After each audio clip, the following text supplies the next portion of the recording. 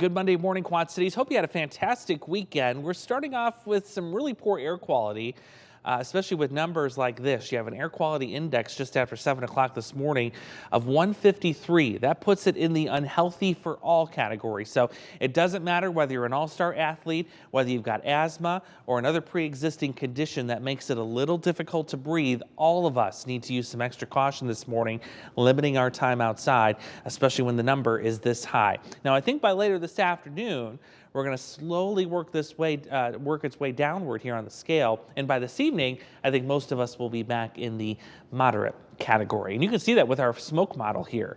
As we take you through the rest of this morning, most of this is settling to the south. And then this afternoon, we really start clearing most of that smoke out of here. So much so that definitely by tomorrow, looks like we're not going to have any issues with this at all. So a much nicer day for our Tuesday. Now later this morning, can't rule out a stray shower storm in this area here and then a repeat as we go into this evening. There's 5 o'clock. You're seeing a couple of those clusters there. Here we're dry. It's just partly cloudy and readings into the low 80s for us. Now tonight, once that smoke clears out, I think windows open wouldn't be a bad idea. We're into the mid 50s.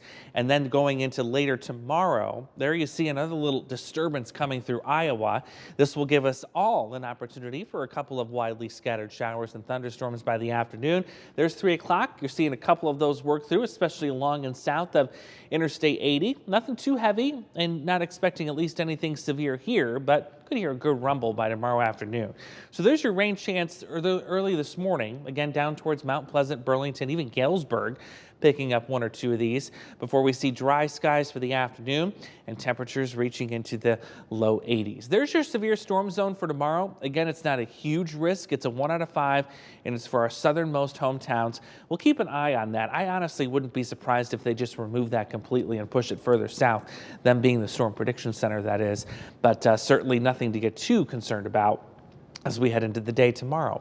One thing I am concerned about is that we have finally made some nice forward progress on the drought. We may actually take a couple of steps backwards here in the next few weeks. The reason for that is we've been talking about that dome of heat here in the southwest.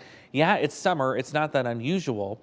But what may happen is we'll expand that a little bit further eastward by the end of the month. So I'm taking you to July 23rd.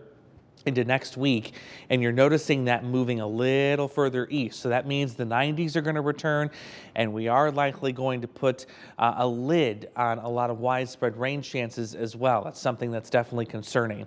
Even this week, the fact that we're going to be dry Wednesday, Thursday, Friday, into the start of the weekend, that may cause us to take another step backward in the drought too. We'll see what happens with that. Only chance for rain in the next 2 days is right there through Tuesday. A better chance of more organized showers and thunderstorms will hold off until the end of the weekend. Then you're going to see right here that first 90-degree day coming in early next week, and that will likely be one of many to follow as we head towards the end of July.